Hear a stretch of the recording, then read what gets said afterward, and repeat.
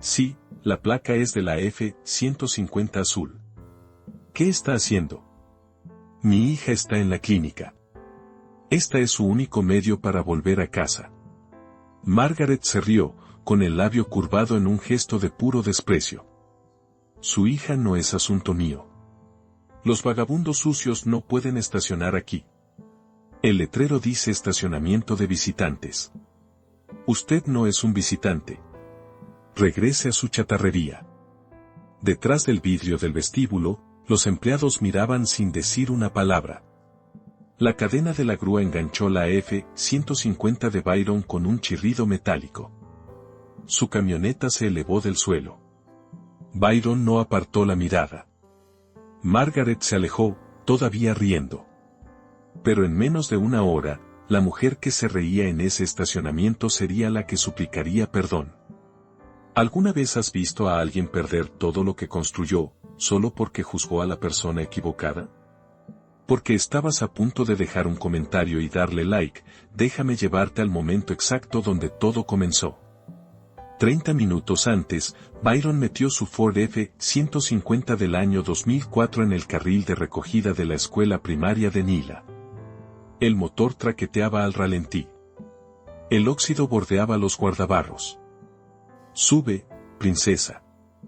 Nila subió por el lado del pasajero y se abrochó ella misma en el asiento elevado. Tenía 6 años, era callada y cuidadosa. Cargaba una pequeña mochila rosa con un cuaderno de matemáticas adentro. ¿Cómo te fue en la escuela? Bien. Aprendimos fracciones. ¿Te gustan las fracciones? Son divertidas. Me gustan las de pizza. Hoy tienes tu chequeo médico. ¿Te acuerdas de la doctora Lewis? Entramos y salimos en 20 minutos. ¿Puedo llevar mi cuaderno? Siempre. Byron salió del carril de la escuela y giró hacia el bulevar rumbo al centro de Charlotte. El sol de la tarde golpeaba fuerte contra el parabrisas. El aire cálido entraba por las ventanas abiertas y levantaba las páginas del cuaderno de Nila. Ella lo hojeaba sobre su regazo, murmurando números para sí misma. Byron la miraba de vez en cuando por el espejo retrovisor. La había criado solo desde el día en que nació. Sin pareja, sin red familiar de apoyo. Cada decisión que tomaba, cada reunión, cada contrato, cada dólar que movía, pasaba por un solo filtro, primero Nila, todo lo demás después. La clínica pediátrica estaba en una calle estrecha de un solo sentido, entre 2 torres de vidrio del distrito financiero de Charlotte. Byron entró al estacionamiento de la clínica. Todos los lugares estaban ocupados. Dio una vuelta, luego otra. Lleno las 2 veces. Del otro lado de la calle se alzaba un edificio de vidrio de 22 pisos contra el cielo de la tarde. Un letrero de latón pulido en la entrada decía, Prestige Holdings. Junto al edificio, un estacionamiento al aire libre brillaba con líneas blancas recién pintadas. Un letrero azul en la entrada decía, en letras mayúsculas, estacionamiento de visitantes. Byron se desabrochó el cinturón. Tomó la mano de Nila y la llevó cruzando la calle hasta la clínica. Adentro, la registró con la enfermera en la recepción. Ya vuelvo, bebé. Solo necesito mover la camioneta. Nila asintió sin levantar la vista. Ya estaba abriendo su cuaderno. Byron salió de nuevo al sol del mediodía. Pensaba mover la camioneta a un parquímetro más adelante antes de que alguien lo notara. Calculó que tardaría 20 minutos como máximo. 22 pisos arriba del estacionamiento de visitantes, Margaret Sinclair estaba sentada detrás de un escritorio de vidrio, en una oficina de esquina con vista al centro de Charlotte. El escritorio estaba cubierto de reportes trimestrales. Cada página traía malas noticias. Prestige Holdings había perdido 3 contratos importantes en los últimos 2 trimestres. Los ingresos habían caído un 18%. 2 miembros de la junta directiva ya habían pedido una revisión de liderazgo. Uno había usado la palabra reemplazo en una llamada de conferencia. Margaret tenía 6 semanas antes de la próxima reunión de la Junta y necesitaba una victoria que hiciera callar a todas las voces que cuestionaban su nombre en la puerta. Esa victoria debía llegar de la mano de Philip Lawson. Philip era el vicepresidente de Desarrollo de Negocios y durante 6 meses había estado construyendo el trato más importante en la historia de Prestige. Una firma de capital privado llamada Taylor Ventures se preparaba para adquirir una participación mayoritaria en Prestige por $450 millones. El trato cubriría cada pérdida, estabilizaría cada línea de crédito y le compraría a Margaret 2 años más al frente de la empresa. Margaret sabía que el trato existía. Había visto el resumen, pero había dejado cada detalle en manos de Philip, las llamadas, los contratos, la debida diligencia. Nunca preguntó quién era el dueño de Taylor Ventures. Nunca vio una foto de Baron Taylor.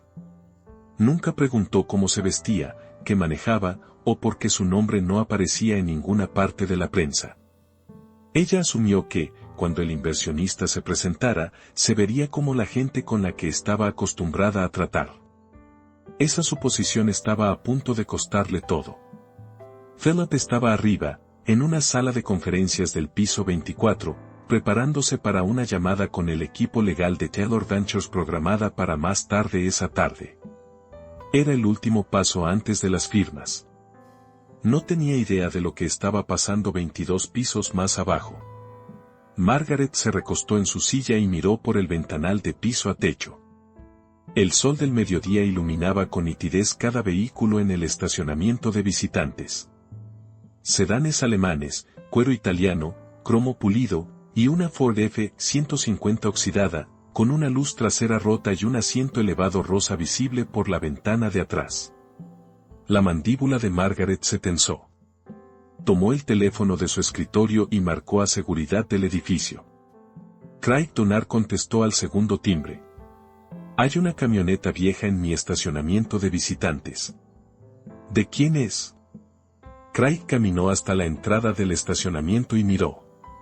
Un hombre cruzaba la calle desde la clínica. Hombre negro, 30 y tantos años, botas de trabajo, jeans desgastados, camisa de franela, sin maletín, sin credencial. Hombre negro, ropa de trabajo. Viene de la clínica al otro lado de la calle. No tiene ninguna afiliación con el edificio. La voz de Margaret se volvió plana y definitiva. Sáquelo de mi estacionamiento.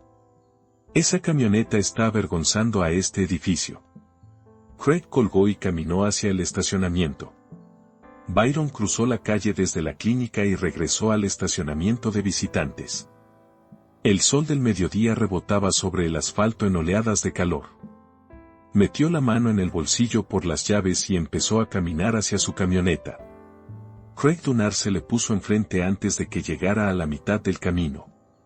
Señor, no puede estacionarse aquí. Mueva su vehículo de inmediato. Byron se detuvo. Miró a Craig, la credencial de seguridad al pecho, el uniforme negro, una mano descansando sobre el radio en el cinturón. La otra mano levantada con la palma abierta, como un policía de tránsito. Mi hija está en la clínica pediátrica, del otro lado de la calle, dijo Byron. El estacionamiento de allá estaba lleno. Vi su letrero. Dice estacionamiento de visitantes. No hay ninguna restricción. Me voy en 20 minutos. Craig negó con la cabeza antes de que Byron terminara la frase. Este es un estacionamiento corporativo privado. No es estacionamiento público. El letrero no dice eso, respondió Byron, señalando el cartel azul en la entrada. Estacionamiento de visitantes. 2 palabras. Sin letra pequeña debajo. Yo no hago las reglas, dijo Craig. Yo las hago cumplir. La orden vino directamente de la CEO. Su camioneta no pertenece aquí. La voz de Byron se mantuvo firme. Mi camioneta está estacionada en un lugar legal. Estoy recogiendo a mi hija de una cita médica. No estoy causando ningún disturbio.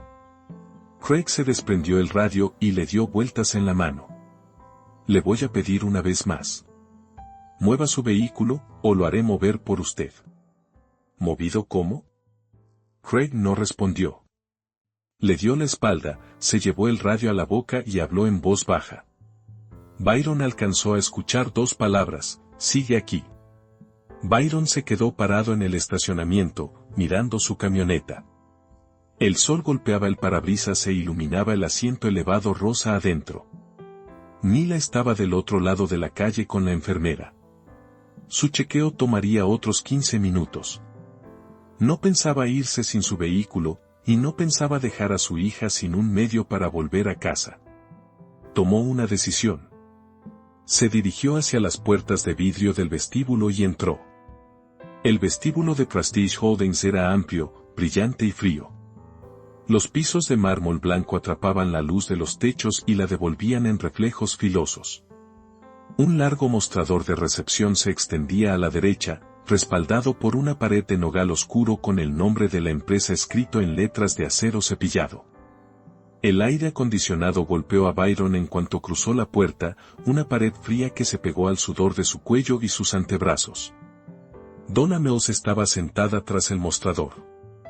Estaba en una llamada cuando Byron se acercó, pero cortó a media frase en cuanto lo vio de pie ahí. Sus ojos comenzaron en el rostro de Byron y bajaron despacio, las botas, los jeans desgastados y descoloridos, la franela arrugada en los codos. El repaso duró 3 segundos completos, y cuando sus ojos volvieron a encontrarse con los de él, algo ya se había decidido en su mente. ¿Puedo ayudarlo? Quisiera hablar con quien ordenó que remolcaran mi camioneta del estacionamiento de visitantes. Donna parpadeó. ¿Tiene una cita con alguien en el edificio? No, solo necesito hablar con quien dio esa orden.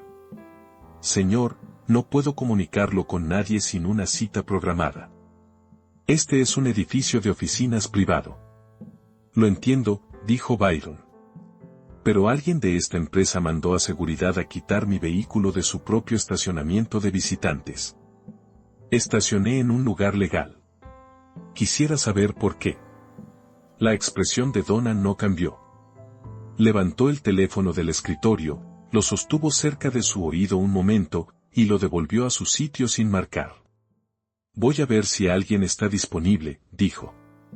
Entrelazó las manos sobre el escritorio y no se movió. Byron se quedó de pie frente al mostrador. No levantó la voz. No se inclinó hacia adelante. Mantuvo las manos a los costados y esperó. Pasaron 30 segundos. Luego 1 minuto completo. Donna no volvió a levantar el teléfono. Miró su pantalla 2 veces, no escribió nada, y volvió a mirar a Byron como esperando a que se rindiera y se fuera. Byron no se fue. Las puertas del elevador detrás de la recepción se abrieron con un timbre suave. Margaret Sinclair salió. Se dirigía a una cita para almorzar al otro lado de la ciudad. Sus tacones golpeaban el mármol en pasos secos y parejos. Cargaba un clutch de cuero bajo un brazo y el teléfono en la otra mano. Craig apareció desde un pasillo lateral y la interceptó antes de que llegara a la puerta principal. Se inclinó y habló lo suficientemente bajo para que solo ella lo escuchara. Ese es el dueño de la camioneta. Entró al edificio, se fue directo al mostrador. No se quiere ir. Margaret se detuvo a media zancada. Miró más allá de Craig, hacia el mostrador donde Byron esperaba con las manos a los costados. Vio primero las botas, gastadas, pesadas, del tipo hecho para la tierra, no para el mármol. Luego los jeans, casi blancos en las rodillas. Luego la franela, mangas remangadas hasta los codos, un botón faltante cerca del cuello. Luego al hombre que llevaba todo eso puesto, alto, de hombros anchos, de pie en el mostrador como quien ya ha decidido que no se va a ninguna parte. La mandíbula de Margaret se tensó. Caminó hacia él. Sus tacones marcaban un ritmo sobre el mármol que hizo que 2 empleados junto a los elevadores levantaran la vista de sus teléfonos. Se detuvo a 1,5 metros de Byron. Lo suficientemente cerca para que él pudiera oler su perfume, lo suficientemente lejos para dejar claro que no se dirigía a un igual. Este estacionamiento, dijo Margaret, está reservado para los clientes y socios de negocio de Prestige Holdings. No es un desahogo para una clínica. Lo entiendo, dijo Byron. Pero el letrero en la entrada dice estacionamiento de visitantes. Sin restricciones. Mi hija tiene un chequeo del otro lado de la calle. Salgo en 20 minutos. Su hija. Margaret repitió las palabras como si le supieran mal. Su camioneta. Sus 20 minutos. Dejó que cada frase cayera por separado. Nada de eso me concierne. Estoy pidiendo una conversación, dijo Byron. No un favor. Margaret levantó la barbilla. Su voz bajó, no más suave, sino más dura. Déjeme explicarle algo. La gente que se estaciona en ese lote maneja autos que hacen juego con este edificio. Y hace trajes que hacen juego con este vestíbulo. Tiene citas. Tiene su nombre en nuestra lista de invitados. Hizo una pausa. Usted no tiene nada de eso. Tengo un lugar de visitante, dijo Byron. Y una hija que necesita que la lleve a casa. Lo que tiene, dijo Margaret, con el labio curvado, son 3 segundos para salir de este vestíbulo antes de que llame a la policía. El vestíbulo quedó en silencio. 2 empleados junto a los elevadores se congelaron. Uno bajó su taza de café despacio. Donna clavó la mirada en su teclado. Un hombre de traje gris que caminaba hacia el baño se detuvo y fingió revisar su teléfono. Estacioné en un lugar de visitantes, dijo Byron. Su voz no había subido de tono ni una sola vez. Eso es todo lo que hice. Margaret no reconoció las palabras.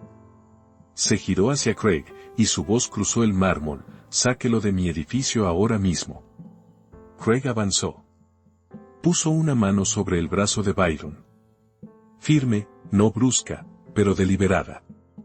Comenzó a llevarlo hacia las puertas de vidrio. Byron no opuso resistencia. Caminó al ritmo de Craig, pasando el mostrador, pasando las letras de acero cepillado, pasando a cada empleado que se quedó mirando sin decir nada. Las puertas de vidrio se abrieron frente a ellos. El aire cálido entró desde afuera. Antes de que se cerraran a su espalda, Byron giró la cabeza hacia Margaret y habló lo suficientemente claro como para que todo el vestíbulo lo escuchara. Está cometiendo un error. Margaret ya estaba presionando el botón del elevador. No volteó a mirar. No escuchó las palabras, o si las escuchó, no le importó. Craig llevó a Byron a través de las puertas hacia el calor cegador del estacionamiento. Le soltó el brazo en el borde del lote. Las puertas de vidrio se cerraron detrás de ellos. El aire acondicionado desapareció y el calor del mediodía se cerró como un puño. Byron caminó hasta su camioneta y se quedó parado junto a ella. El metal de la manija de la puerta estaba tan caliente que picaba al tocarlo. No la abrió. No entró. Se dio la vuelta y encaró a Craig. ¿A dónde se van a llevar mi camioneta si me voy? Craig cruzó los brazos. Eso no es mi departamento. La CEO se encargará. No me voy a ir sin mi vehículo, dijo Byron. Mi hija está en esa clínica. Esta camioneta es su medio para volver a casa. Craig no dijo nada. Se plantó entre Byron y las puertas del vestíbulo como una pared con una credencial. Byron se recostó contra el costado de su camioneta. El metal caliente se le pegaba a través de la franela. Sacó el teléfono para revisar la hora. A la cita de Nila le quedaban 10 minutos más. Podía ver la puerta de la clínica al otro lado de la calle desde donde estaba. Esperó. Dentro del vestíbulo, Margaret no había tomado el elevador de vuelta arriba. No se había ido a su cita de almuerzo.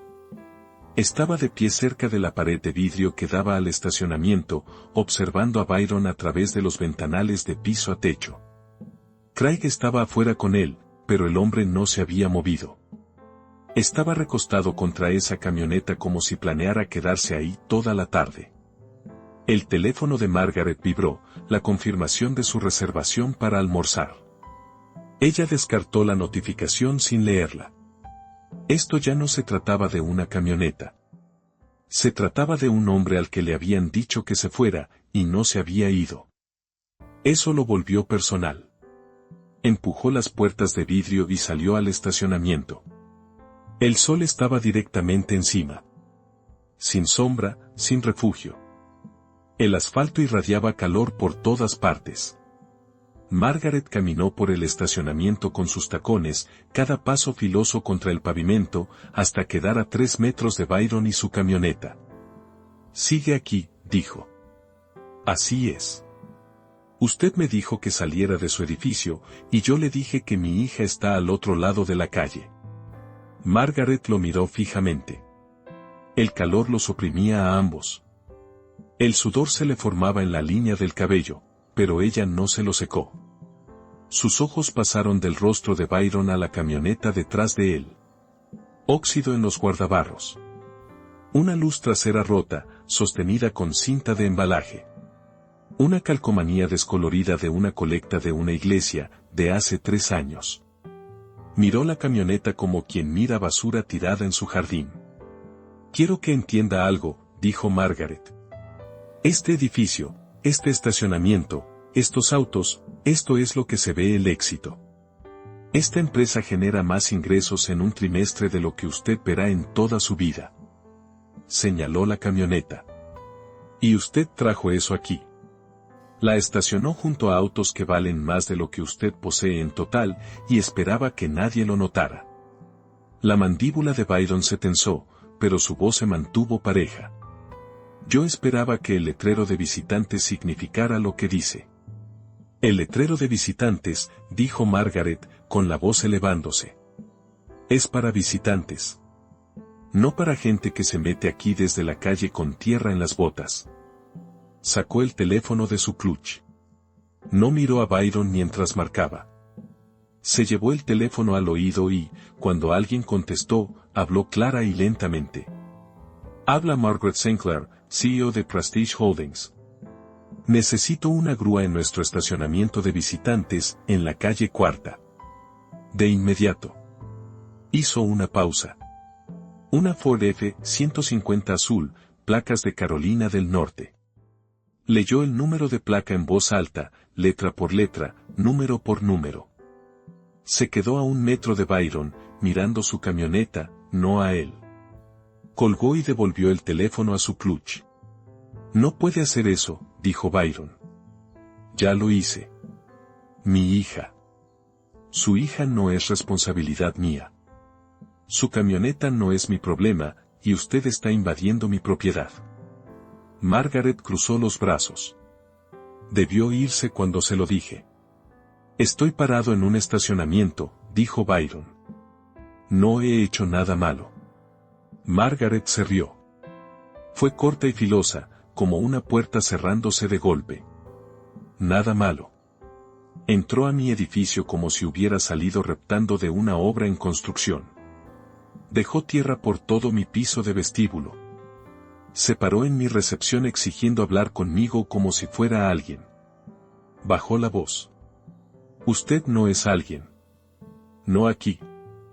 Las palabras quedaron flotando en el aire entre ellos.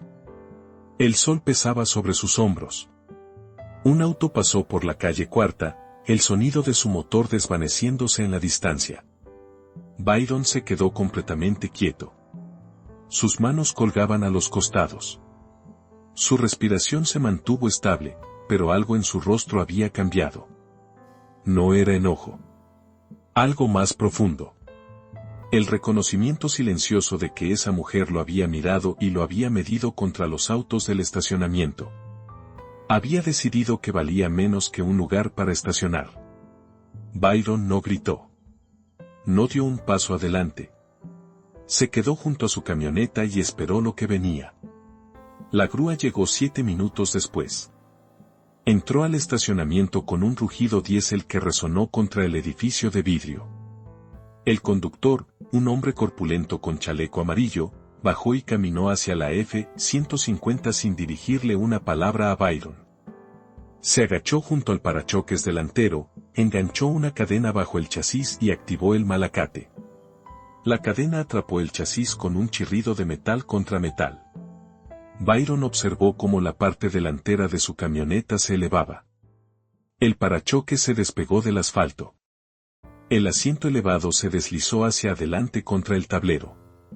A través de la ventana trasera podía ver el cuaderno de matemáticas de Nila, caído en el piso del lado del pasajero.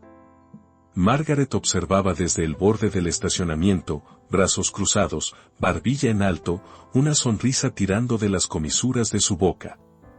La grúa levantó la F-150 por completo de sus llantas delanteras. Las traseras se quedaron sobre el suelo, arrastrándose ligeramente mientras el malacate se aseguraba. La camioneta colgaba en ángulo, expuesta, despojada de cualquier dignidad que un vehículo pudiera llevar. Margaret se volteó hacia Craig, que se había acercado a su lado.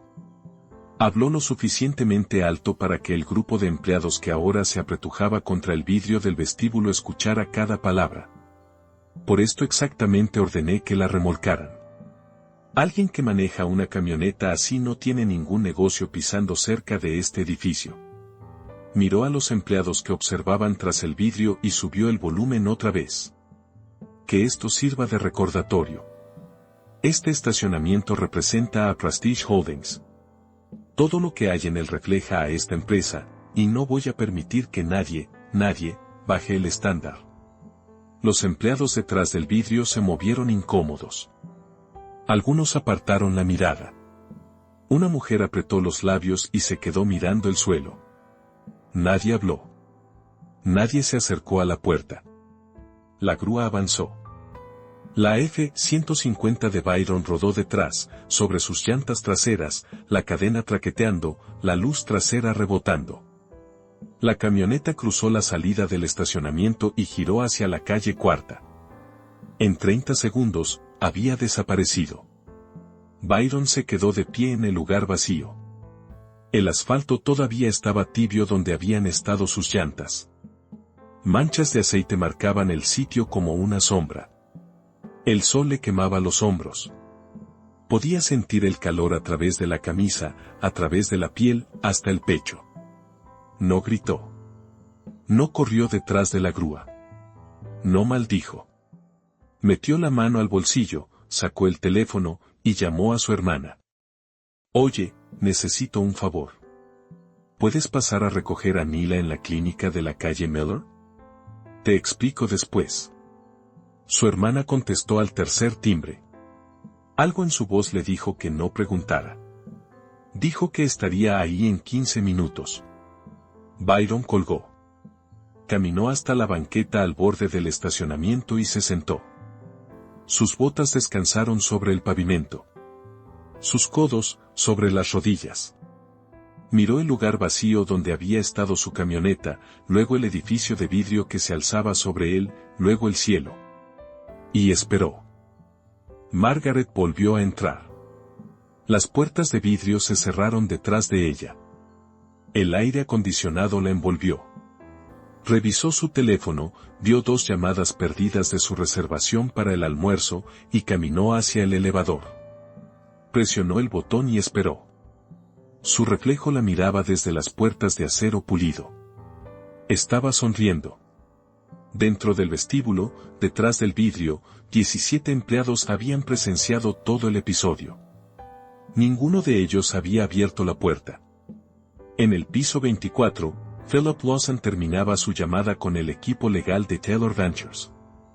Todo iba según lo planeado. Las firmas estaban programadas para la semana siguiente. 6 meses de negociación cuidadosa estaban a punto de dar fruto. Cerró su laptop, juntó sus notas y se dirigió al elevador. Presionó el botón de planta baja. El elevador descendió. Los números bajaban, 24, 23, 22. Philip se aflojó la corbata. Iba camino a su auto por un almuerzo rápido antes de la sesión de la tarde. El elevador se abrió en planta baja. Philip entró al vestíbulo y notó de inmediato que algo estaba mal. El murmullo habitual de conversación había desaparecido. La recepción estaba en silencio. Donna miraba su computadora con una concentración que solo podía significar que evitaba el contacto visual. Un grupo de empleados estaba junto a la pared de vidrio que daba al estacionamiento. Algunos tenían los brazos cruzados. Una tenía la mano sobre la boca. Philip caminó hacia ellos. ¿Qué pasó? Una joven de blazer gris habló sin apartar la mirada del vidrio. La CEO mandó a remolcar la camioneta de un hombre del estacionamiento de visitantes. Lo hizo justo frente a él. Llamó a la grúa mientras el hombre estaba parado ahí. Él dijo que su hija estaba en la clínica del otro lado de la calle. Philip frunció el ceño. ¿Cómo era el hombre? Negro, 30 y tantos años, camisa de franela, botas. ¿Dónde está ahora? Sentado en la banqueta. Ella señaló. Justo ahí. Philip miró a través del vidrio. Un hombre estaba sentado en la banqueta, en el extremo más alejado del estacionamiento. Los codos sobre las rodillas. Las botas planas sobre el asfalto. Miraba fijamente un lugar de estacionamiento vacío. Algo se movió en la mente de Philip. Algo pequeño y filoso, como una astilla abriéndose paso hacia la superficie. Sacó su teléfono.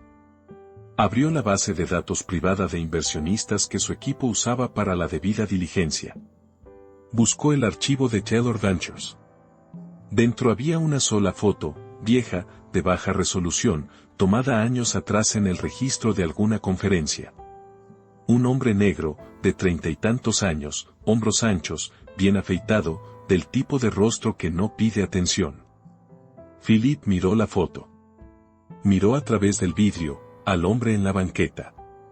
Se le revolvió el estómago. Volvió a mirar la foto. Hizo zoom. La línea de la mandíbula, la frente, la forma de los ojos. Era el mismo rostro.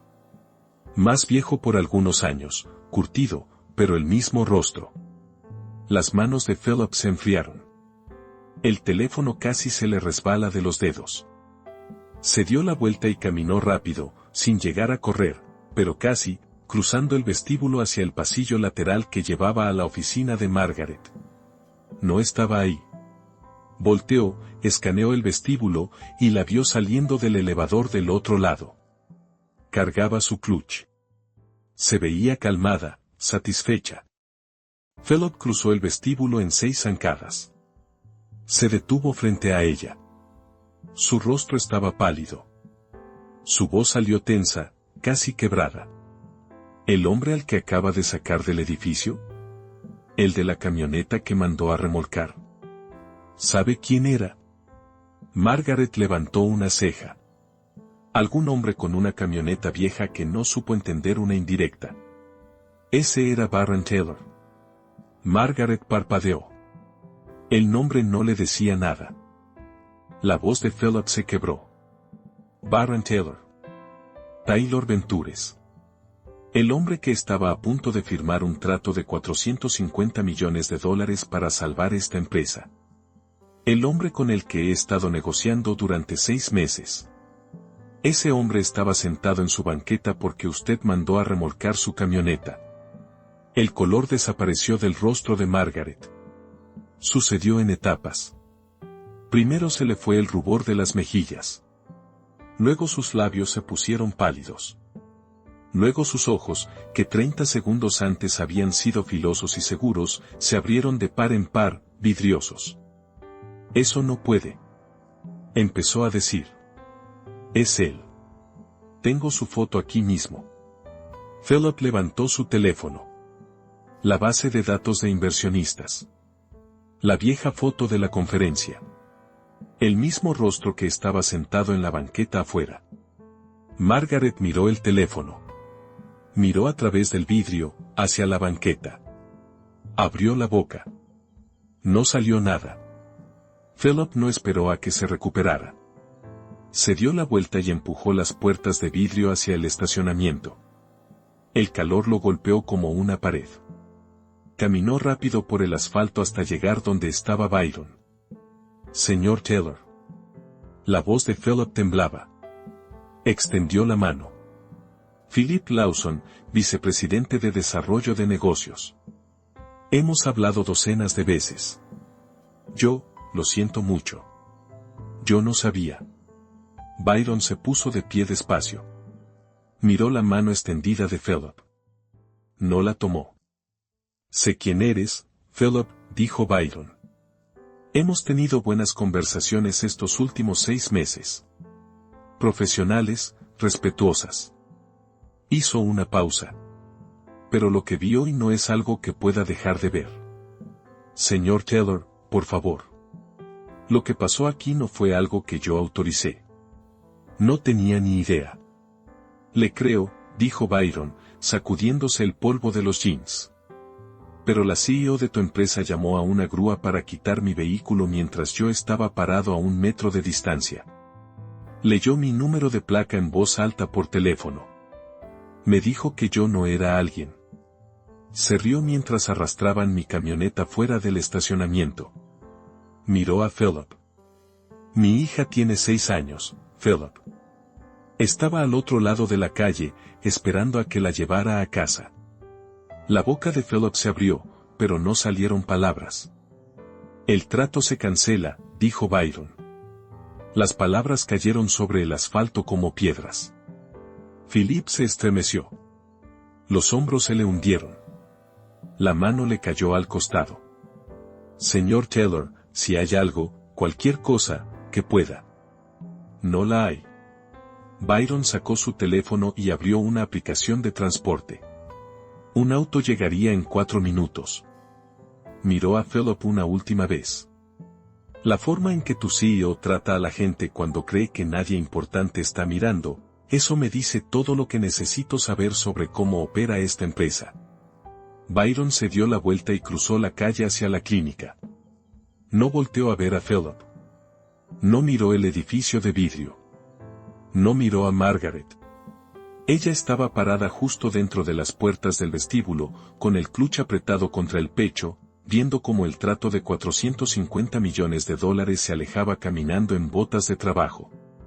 La puerta de la clínica se abrió. Byron entró. Nila estaba sentada en la sala de espera, moviendo los pies, el cuaderno abierto sobre las piernas. Papi, terminé 2 páginas. Esa es mi niña. La levantó en brazos. Ella le rodeó el cuello con los suyos. Byron la cargó afuera hasta el auto compartido que acababa de llegar, la abrochó en su asiento y subió a su lado.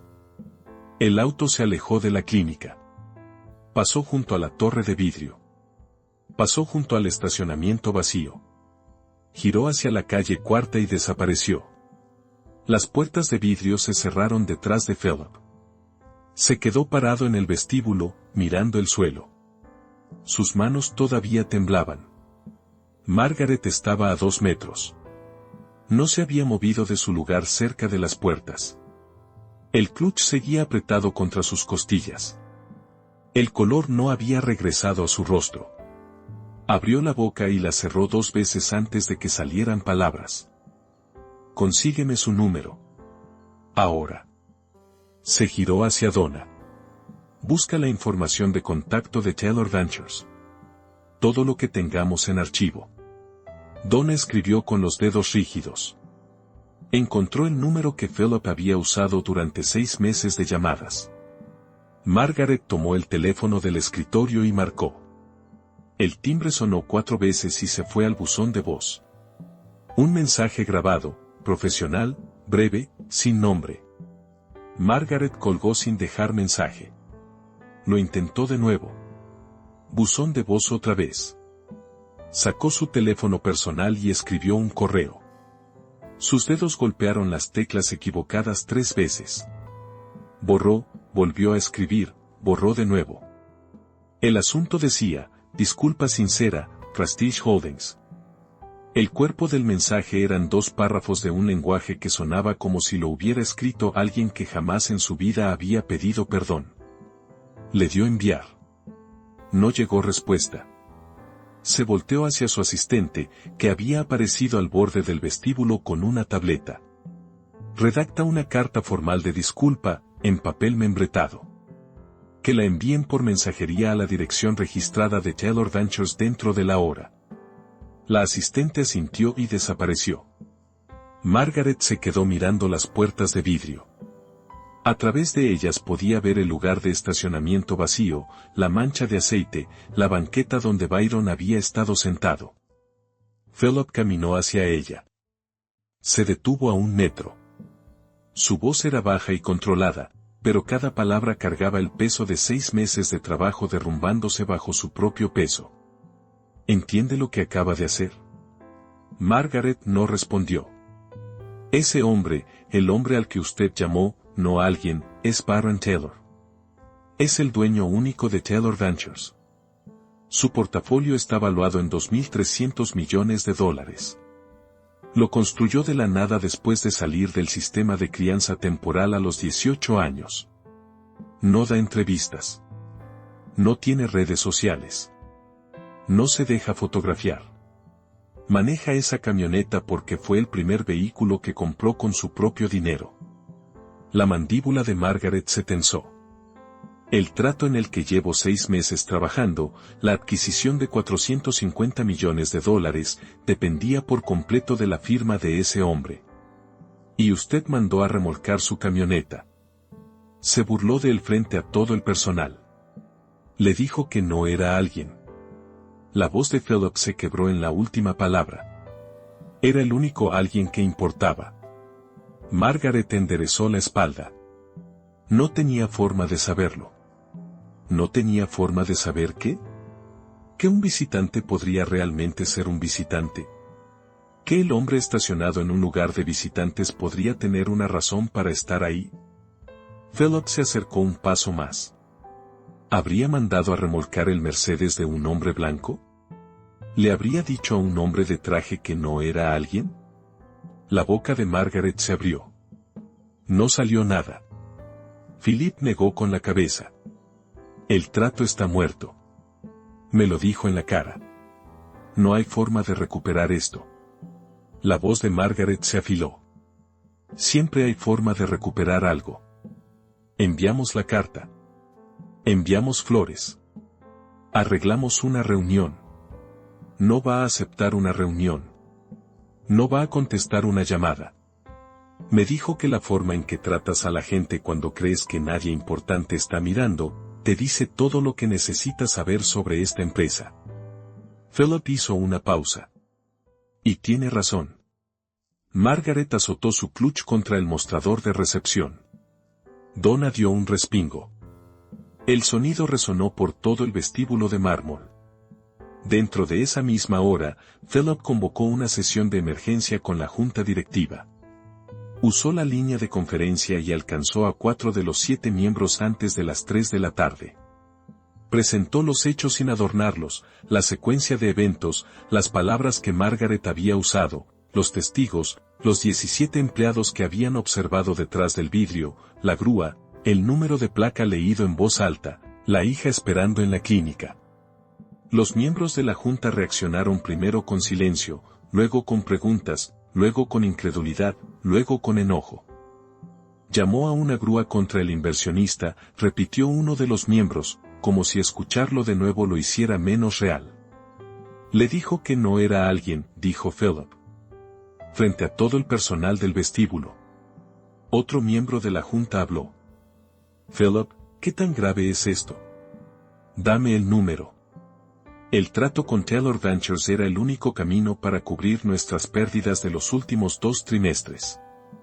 Sin él, enfrentamos una rebaja completa de nuestra calificación crediticia en 60 días. Nuestros 2 inquilinos más grandes tienen cláusulas de renovación ligadas a nuestra calificación crediticia. Si baja la calificación, pueden irse. Silencio en la línea. Margaret se había unido a la llamada. Estaba sentada en su oficina con la puerta cerrada. Esperó una pausa y luego habló. Tomé una decisión basada en la información disponible. El hombre no se presentó como inversionista. No tenía cita. No estaba en ninguna lista de invitados. Una de las miembros de la junta, la más veterana, una mujer llamada Catherine Briggs, habló despacio. Margaret, ¿Cómo se ve un inversionista? Margaret no tuvo respuesta. La junta votó a la mañana siguiente. 5 contra 2. Margaret Sinclair fue destituida como CEO de Prestige Holdings con efecto inmediato. La resolución se redactó durante la noche. Citaba una falla catastrófica de liderazgo y juicio. La resolución culpaba a Margaret por la pérdida directa de la alianza estratégica más crítica de la empresa. El lenguaje era clínico, pero el significado era claro. Margaret le había costado todo a la empresa, y la junta no iba a dejar que los arrastrara con ella. Le ofrecieron a Margaret una renuncia silenciosa, un comunicado conjunto, una salida limpia. Ella se negó. Le dijo a la junta que no había hecho nada que cualquier ejecutivo razonable no hubiera hecho. Usó la frase "un problema de imagen" 2 veces durante la llamada. La junta la destituyó públicamente. El anuncio salió a las 9 de la mañana de un martes. Un comunicado de un párrafo, publicado en el sitio web de Prestige Holdings. Para las 10, el Charlotte Business Journal ya lo había retomado. Para el mediodía, la nota tenía un titular que perseguiría a Margaret por el resto de su carrera. CEO de Prestige mandó a remolcar la camioneta de un inversionista y perdió un trato de $450 millones. El artículo tenía 1.200 palabras. Citaba a 3 empleados anónimos que habían presenciado el incidente detrás del vidrio del vestíbulo. Uno describió a Margaret leyendo el número de placa por teléfono mientras Byron estaba parado a 1 metro de distancia. Otro describió las palabras que ella usó, no alguien. Un tercero describió el momento en que la grúa se alejó y Byron se sentó solo en la banqueta. La historia se propagó por los medios de negocios en 24 horas. LinkedIn la retomó. Los foros de la industria la republicaron. Un canal de negocios por cable pasó un segmento de 2 minutos con el titular en pantalla. El nombre de Margaret se convirtió en un caso de estudio sobre lo que pasa cuando el prejuicio se encuentra con el poder, y nadie en la sala dice basta. 2 días después de que se publicara el artículo, Philip Lawson renunció a Prestige Holdings. Presentó una carta de 1 página a la junta y publicó un breve comunicado público: "No puedo, en buena conciencia, permanecer en una empresa que destruyó su alianza más importante por prejuicio, arrogancia y ceguera deliberada. Lo que se hizo contra el señor Taylor no fue un error. Fue una decisión, y refleja una cultura de la que ya no quiero formar parte". La renuncia de Philip le echó más leña al fuego que ya consumía los cimientos de Prestige. Su salida les envió una señal a todos los socios, inquilinos e inversionistas: los problemas de la empresa no se limitaban a un mal día. Eran estructurales. En 2 semanas, las consecuencias se acumularon como fichas de dominó cayendo. La calificación crediticia de Prestige Holdings bajó 2 escalones. La rebaja activó las cláusulas de revisión en los contratos de arrendamiento de los 2 inquilinos más grandes del edificio, un despacho legal regional y una empresa de servicios financieros que juntos ocupaban 8 pisos. Ambas firmas decidieron no renovar. Sus cartas citaban inestabilidad y preocupación reputacional como los factores principales. Ninguna mencionó a Margaret por nombre. No hacía falta. Las acciones de la empresa, ya frágiles tras 2 trimestres de pérdidas, cayeron un 40% en 12 días de operaciones. El volumen de transacciones se disparó el día de la rebaja crediticia, y de nuevo el día en que se anunciaron las salidas de los inquilinos. Los analistas lo llamaron un colapso de confianza. Uno escribió en su reporte: "Prestige Holdings no perdió un trato. Perdió la confianza del mercado en que su liderazgo pudiera manejar capital". La junta comenzó a explorar opciones de emergencia: una venta parcial, una fusión, un plan de reestructuración que requeriría despedir a 1/3 de la plantilla. Pero sin el trato de Taylor Ventures, no había capital para financiar ninguno de esos caminos. La empresa giraba hacia un desagüe que Margaret había destapado con una llamada telefónica a una grúa. Margaret solicitó empleo en otras 2 firmas de bienes raíces comerciales en las semanas posteriores a su destitución. Ambas hicieron verificaciones de antecedentes. Ambas encontraron el artículo del Charlotte Business Journal en minutos. Ambas declinaron avanzar. La directora de recursos humanos de una de las firmas le comentó, según se dijo, a una colega, es radioactiva. Ninguna junta directiva en esta industria la va a tocar. Margaret fue citada en un artículo de seguimiento 2 meses después. Dijo que había cometido un error de juicio. Dijo que la situación se había magnificado desproporcionadamente en redes sociales. No usó la palabra prejuicio. No usó la palabra racismo. No usó la palabra perdón. Su carrera en bienes raíces comerciales había terminado. Mientras tanto, Barron Taylor hizo lo que siempre había hecho. Se movió en silencio. Hizo una llamada y redirigió su capital hacia donde más falta hacía. 3 semanas después del incidente en Prestige, Taylor Ventures anunció una inversión de $200 millones en una firma de desarrollo comercial más pequeña, con sede en Charlotte. La firma se llamaba Alice Development Group. Era una empresa afroamericana, liderada por una mujer llamada Sandra Alice. Ella había pasado 12 años construyendo la compañía, desde una oficina de 2 personas hasta convertirla en una operación mediana con 15 empleados y 3 proyectos activos. La firma de Sandra había estado luchando, no por mala gestión ni falta de visión, sino porque empresas como Prestige dominaban cada gran licitación en el mercado de Charlotte. Las propuestas de Sandra eran constantemente superadas en presupuesto, en presión, en influencia.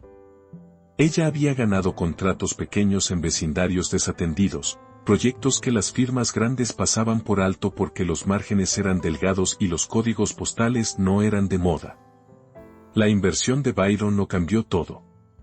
$200 millones en capital paciente, sin plazos apresurados, sin una junta directiva hostil vigilando, sin exigencias de retornos trimestrales.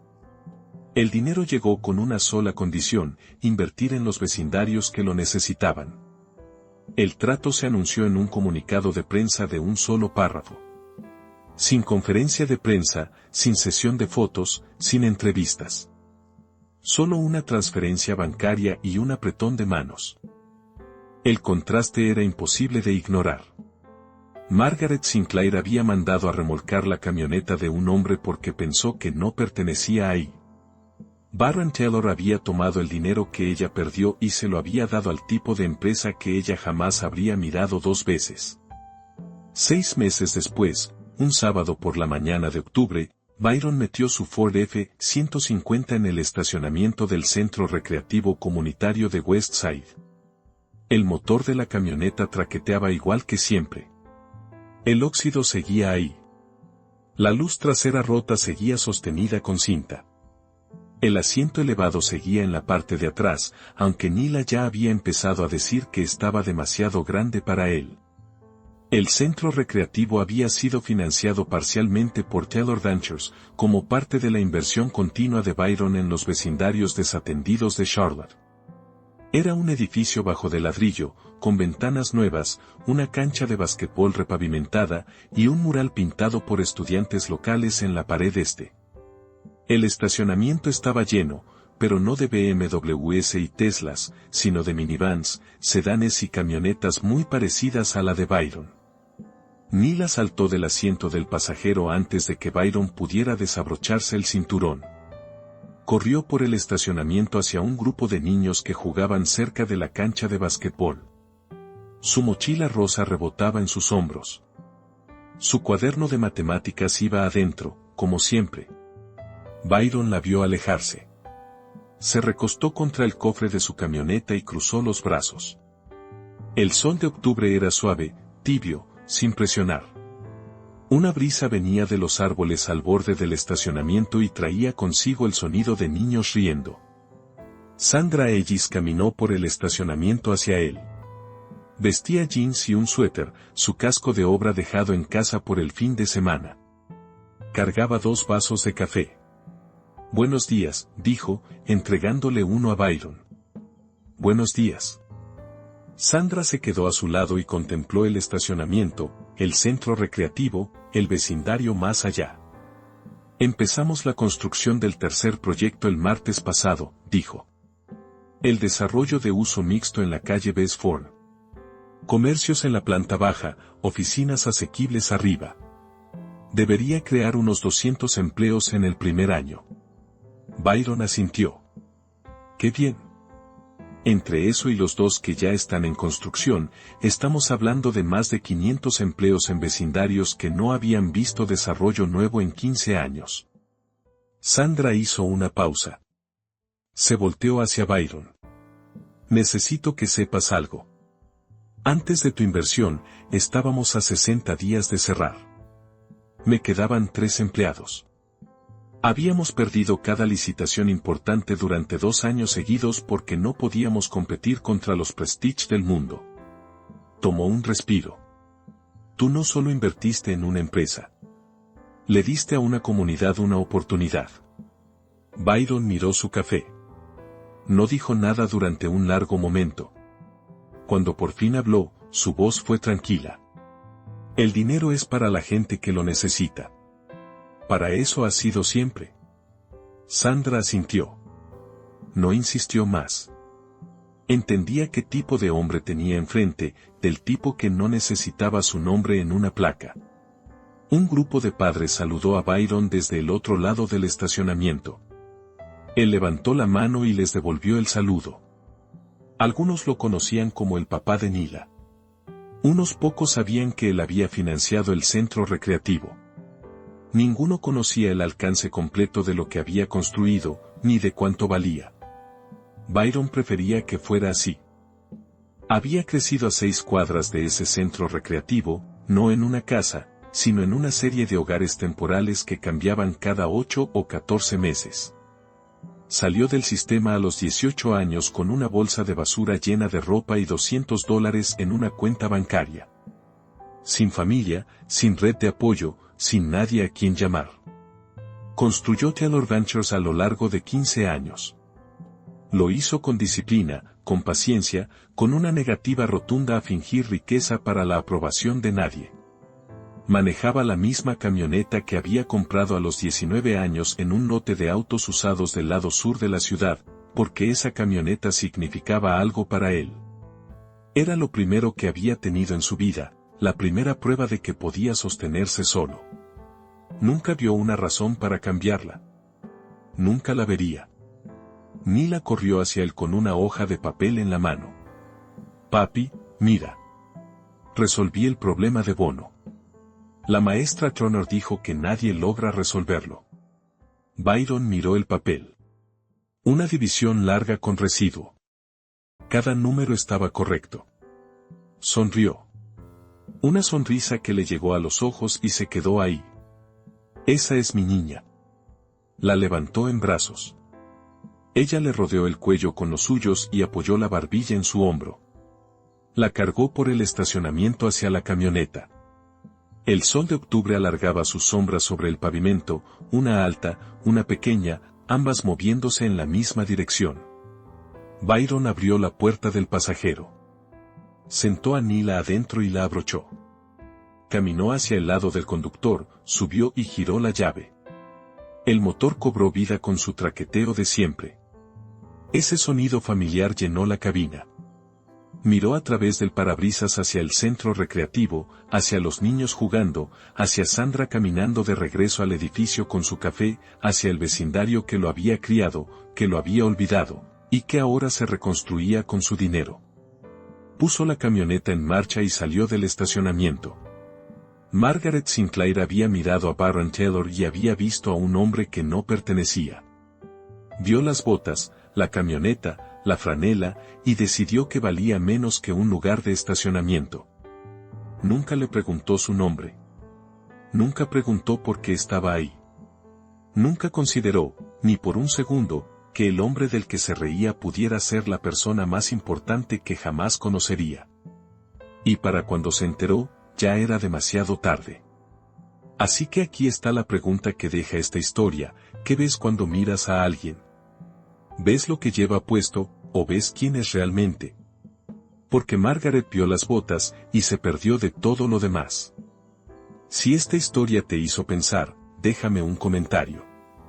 Cuéntame qué habrías hecho tú si hubieras estado parado en ese estacionamiento. Comparte esto con alguien que necesite escucharlo. Y si todavía no estás suscrito, dale a ese botón.